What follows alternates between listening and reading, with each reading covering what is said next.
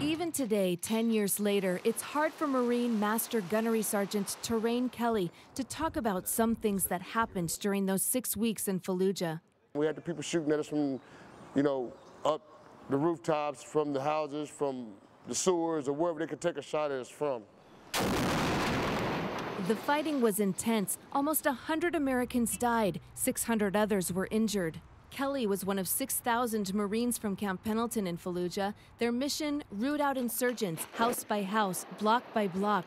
It was the second time Marines entered Fallujah that year. In the spring, days after 4 American contractors were killed, their bodies strung up on a bridge, the Marines went in to clear the city of insurgents. In the months between those battles, insurgents in Fallujah regrouped. They planted explosives, stockpiled weapons, and dug elaborate tunnels for hideouts. That was what Marines like Kelly and other U.S. forces and coalition troops walked into. You just had to be smart. They had to be smart. They had to be thinking on their feet the whole time, and ready to do what they had to do. And at the same time, have control and not pull that trigger on an innocent, because you still had innocent people running around the city, so had to be really careful. At one point, a rocket-propelled grenade hit Kelly's Humvee. He and 5 others were injured. And as we took a left turn and started moving down the street, we got ambushed, which made us take another left turn down another street, where we got hit by RPG rockets as we were trying to move away from the ambush. Miguel Carrasco was a 19-year-old combat correspondent. So my part was taking photos, documenting, telling the Marine stories while they were going through this big battle. Shooting pictures often came second to shooting a gun. Sometimes they would need me to be an extra weapon, and I had to put down my camera, and which was the case a lot of the times. Carrasco says documenting the war was tough.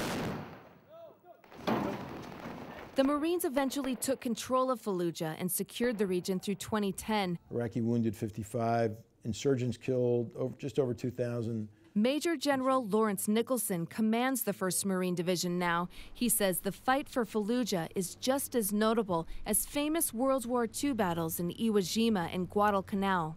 This will become an iconic fight that will be studied, I think, by military leaders, for a century.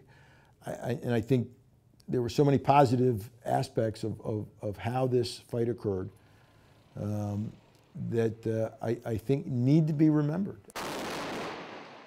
Remembered for its tactics and strategy of fighting block by block. But now Nicholson is disappointed. After the Marines left in 2010, the Iraqi government took over security for Fallujah. Today, the Islamic State in Iraq and Syria has captured the city.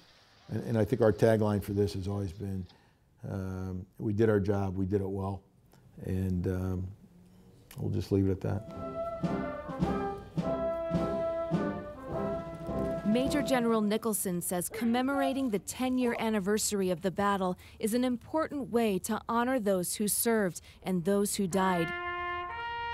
We saw tremendous heroism at very junior levels. We saw young lance corporals and corporals, young Marines, sailors, soldiers stepping up and doing incredibly resourceful and heroic things. He hopes the reunion will bring healing and renewed friendships. We're going to have guys out here who haven't seen each other in 10 years. That's going to be pretty emotional. There will be some high emotions here. There will be teammates that the last time they probably saw each other was in Fallujah. Thank you for being here today. 8 troops received the Navy Cross for their actions during the Fallujah battle. The Navy Cross is the military's 2nd highest award for valor in combat. Susan Murphy, KPBS News.